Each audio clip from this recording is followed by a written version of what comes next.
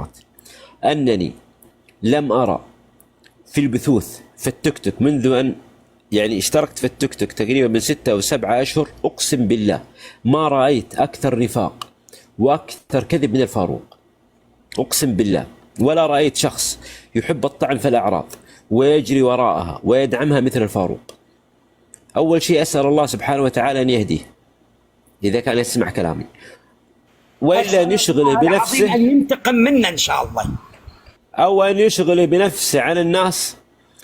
وأنا أدعو إخواني أهل السنة والجماعة للتبرؤ من هذه النوعية من الناس، ابتعدوا عنه تماما، أقسم بالله وأنا مسؤول عن كلامي يوم القيامة، وأقول في وجه الفاروق وفي وجه جميع من هو مع الفاروق، أنا أتكلم عن الفاروق فقط، إني ما رأيت شخص أكثر نفاق وأكثر كذب وأكثر حبا في الطعن في الأعراض وأكثر حبا في الطعن في أهل السنة وأكثر سعيا في الفساد من هذا اللي اسمه الفاروق.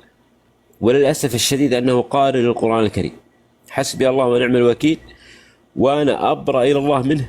وإذا كنت في يوم من الأيام سعيت للصلح وكذا وكذا وكذا، فالحمد لله نحن سعينا بنية طيبة إن شاء الله، إن وفقنا من الله سبحانه وتعالى، وإن لم نوفق فالحمد لله على كل حال. نحن لا نندم ولا يعني نحزن على ما فعلنا، لكن للأسف الشديد أن هذا الرجل لا ينفع فيها النصح، ولا هذا إنسان والعياذ بالله يعني منغسل بما الطعن في الأعراض والطعن في الناس والإسقاط فيهم.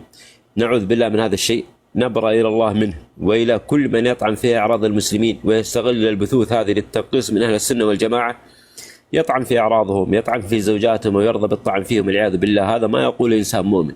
الإنسان المؤمن، الإنسان التقي يترفع عن هذه الأمور، وإذا سمع مثل هذه الأشياء يبتعد عنها أو ينصح بالابتعاد عنها. هذا اللي حبيت أن أقول بالنسبة للفاروق، لأني كنت يعني طرف في موضوع الصلح. أما الآن أنا أبرأ إلى الله منه، ليس بيني وبينه أي علاقة. وأتمنى من إخواني أهل السنة جميعا